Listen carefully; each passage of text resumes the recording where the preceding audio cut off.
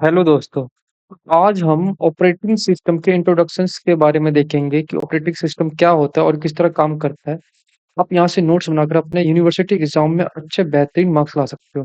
तो सबसे पहले स्टार्ट करते हैं, ऑपरेटिंग सिस्टम होता क्या है। ऑपरेटिंग सिस्टम एक सिस्टम सॉफ्टवेयर होता है जो यूजर और कंप्यूटर हार्डवेयर के बीच में इंटरफेस का काम करता है। मतलब डायरेक्ट अगर आपको कोई फाइल खोलनी है तो पहले क्या होता है, हमें कोड लिखना पड़ जाएगा अगर ऑपरेटिंग सिस्टम नहीं होगा तो। एक एग्जाम्पल के थ्रू समझाता हूँ।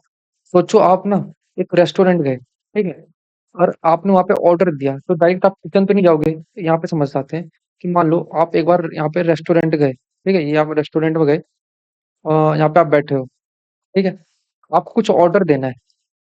आप डायरेक्ट यहाँ पे किचन है, डायरेक्ट किचन में जाओगे उठ के, ऐसा नहीं करोगे। आप क्या करोगे, एक वेटर है, वेटर को बुलाएंगे, वेटर हमारे से ऑर्डर लेगा, देन ये वेटर यहाँ तक जाएगा और यहाँ से ऑर्डर लेकर हमारे पास हमारे टेबल पे आएगा।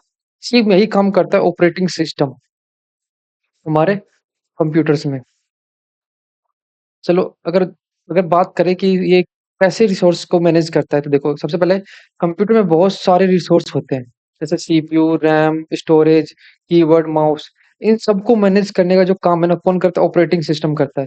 जब आप क्रोम पर या फिर वीएस कोड दोनों एक साथ खोलो, आप कोडिंग कर रहे हो और गाने सुन रहे हो, तो ऑपरेटिंग सिस्टम डिसाइड करता है कि इस एप्लीकेशन को कितना रैम और कितना सीपीयू देना है। अगर ऑपरेटिंग सिस्टम नहीं होता तो क्या होता पता है आप लोगों को।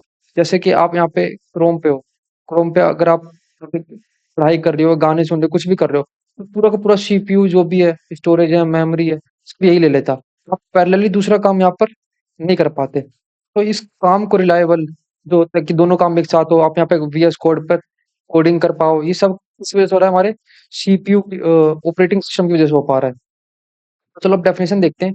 What is operating system? An operating system, OS, is system where that act as a interface. Interface मतलब कि दोनों के बीच में जो काम कर रहा हो, between users and computer hardware.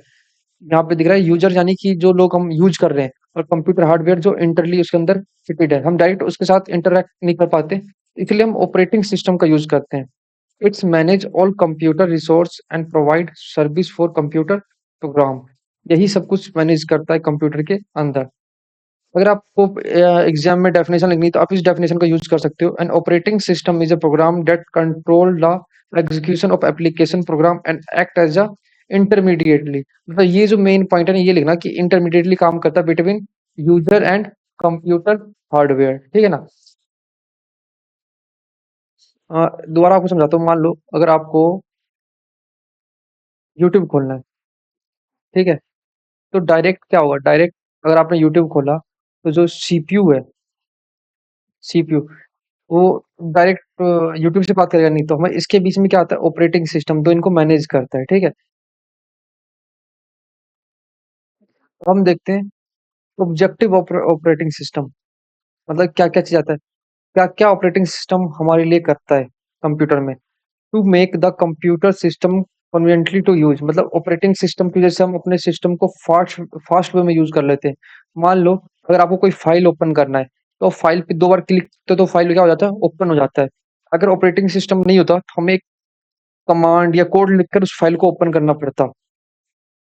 Second point देखते हैं, सेकंड पॉइंट क्या हमारे पास, to manage the computer resource efficiently, मतलब जो भी हमारे रिसोर्सेज है, जैसे कि किसको कितना रैम देना है, किसको कितनी मेमोरी देनी है, ये सब कौन डिसाइड करता है, ये ऑपरेटिंग सिस्टम डिसाइड करता है। तो provide a better user interface, users के लिए जो भी इंटरफेस है, जैसे आप विंडो ओपन कर रहे हो, विंडो क्लोज कर रहे हो, कोई फाइल ओपन कर रहे हो, वो कैसा दिखे, वो सब कौन डिसाइड करेगा, हमारा ऑपरेटिंग सिस्टम। तो ensure effective and fair allocation of resources, ये सबको इक्वली रिसोर्सेज प्रोवाइड करता है। जैसे कि अगर मैं कोड कर रहा हूँ वीएस कोड पे, तो जितनी मेमोरी उसको नीड है, जितनी रिसोर्स उसको नीड है, वो उतना प्रोवाइड करेगा ऑपरेटिंग सिस्टम उसको, ठीक है। अगला पॉइंट क्या है हमारे पास यहाँ पर, अगला पॉइंट क्या है, provide security and protection, authentication. Protection की बात करें तो हमारे सिस्टम को ये भी ऑपरेटिंग सिस्टम ही प्रोवाइड करता है, ठीक है। तो एक तरह से कह सकते हैं, विदाउट ऑपरेटिंग सिस्टम हमारा कंप्यूटर बिल्कुल भी काम नहीं करेगा। अगर ऑपरेटिंग सिस्टम है तो हमारा कंप्यूटर क्या करेगा, बेहतरीन काम करेगा और हमारे काम को रिलायबल बना देगा, हम इजिली काम कर पा सकते हैं। अगर बात करें फीचर्स, ऑपरेटिंग सिस्टम क्या क्या करता है, तो यहाँ पे सम फीचर्स हैं जो ऑपरेटिंग सिस्टम करता है प्रोसेस मैनेजमेंट कि कौन सा प्रोसेस कितना चले। जितने भी प्रोसेस मैनेजमेंट है जो हमने इसमें इसमें हम बाद में पढ़ेंगे, थ्रेड थ्रेड प्रोसेस शेड्यूलिंग सब कुछ कौन करता है? ऑपरेटिंग सिस्टम करता है। मेमोरी मैनेजमेंट, किस फाइल को, किस फोल्डर को, या किस प्रोसेस को कितनी मेमोरी देनी है, वो सब कौन करेगा? ऑपरेटिंग सिस्टम करेगा। फाइल मैनेजमेंट, क्रिएशन, डिलीट, ये सब कौन करेगा? हमारा ऑपरेटिंग सिस्टम करेगा। इनपुट आउटपुट डिवाइस मैनेजमेंट, मतलब इनपुट आउटपुट डिवाइस कौन से होते हैं? माउस, कीबोर्ड, प्रिंटर, इन सबको भी मैनेज करने के लिए हमारे को किस हेल्प चाहिए होती है? ऑपरेटिंग सिस्टम की। सेकेंडरी स्टोरेज मैनेजमेंट, मतलब एसएसडी, जो स्टोरेज है उसको भी कौन मैनेज करेगा? हमारा operating system. Protection and security, हमने अभी देख लिया था कि ऑथेंटिकेशन हो तो जब भी कोई फाइल हमारे पास इंटरेक्ट करता है, जैसे कि अगर मैं कुछ अपनी फाइल भेज रहा हूँ अपने, तो उसके अंदर वायरस है या नहीं है, उनको सेफली प्रोवाइड करना, हमारे सिस्टम को कुछ हार्म ना हो, ये सब कौन करेगा? ऑपरेटिंग सिस्टम करेगा। कमांड इंटरफेस सेल्स, ये भी एक फीचर है ऑपरेटिंग सिस्टम का। रिसोर्स एलोकेशन, रिसोर्स को एलोकेट करना, फाइल को एलोकेट करना, ये सब कौन करता है? हमारा operating system. Then type of operating system की बात करें तो सबसे पुराना टाइप जो टाइप था ना, वो था सिंगल प्रोसेस ऑपरेटिंग सिस्टम, जिसके पास only one process execute at a time, मतलब जो सबसे पुराना टाइम था। उसके बाद आया batch operating system, time sharing operating system, distributed operating system, network operating system and real time operating system. और भी ऑपरेटिंग सिस्टम्स है जैसे multitasking operating system, multi processing operating systems, distributed operating system, RTO, real time operating systems. ये सब क्या operating system के time type से इसके इसके बारे में हम ब्रीफ में आगे पढ़ेंगे कि किस तरह काम करते हैं और ये सब क्या होते हैं, ठीक है? इनमें से हम कौन सा यूज करते हैं, करंटली कौन सा यूज कर रहे हैं, इन सब के बारे में हम ब्रीफ में नेक्स्ट वीडियोस में पढ़ेंगे, ठीक है? अगर बात करें एग्जाम्पल ऑफ ऑपरेटिंग सिस्टम की, तो कौन कौन से हैं? Window, Linux, Mac OS, Android, iOS etcetera, बहुत सारे ऐसे ऑपरेटिंग सिस्टम है जो भी प्रेजेंट है। अगर बात करें रोल की ऑपरेटिंग सिस्टम की, तो देखो कैसे करता है। यूजर है, जैसे हमने कुछ कमांड दिया, ऑपरेटिंग सिस्टम जाएगा। हार्डवेयर, हार्डवेयर क्या क्या? CPU, memory, IO device, file management, बहुत सारे यहाँ पे बहुत कुछ होते हैं, ठीक है ना? अभी डायग्राम में कम है, ठीक है? एप्लीकेशन प्रोग्राम, फिर यहाँ से क्या करेगा? रिसोर्स लेके आएगा, फिर हमें प्रोवाइड करेगा। इस तरह क्या करेगा? ऑपरेटिंग सिस्टम क्या करता है? काम करता है, ठीक है? तो इसके बारे में हम आगे जो नेक्स्ट वीडियोस में और अच्छे से पढ़ेंगे।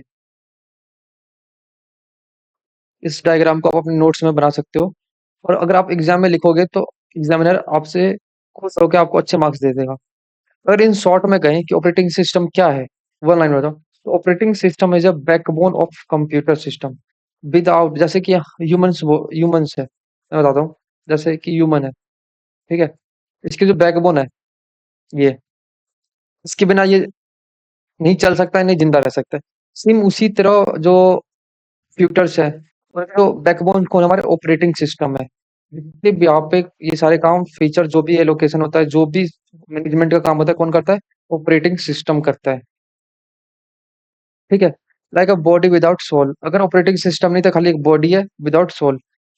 आई होप आप लोगों को ये समझ में आ गया होगा कि ऑपरेटिंग सिस्टम हमारे लिए किस तरह प्रोफिटेबल है और किस तरह ये हमारे लिए काम करता है। तो आप इस नोट्स को नोट कर सकते हो, बहुत अच्छा नोट्स है। एंड डिस्क्रिप्शन में व्हाट्सअप चैनल का लिंक है, वहां से आप फॉलो कर सकते हो और वहां से आप और भी चीजें जान सकते हो। Thank you.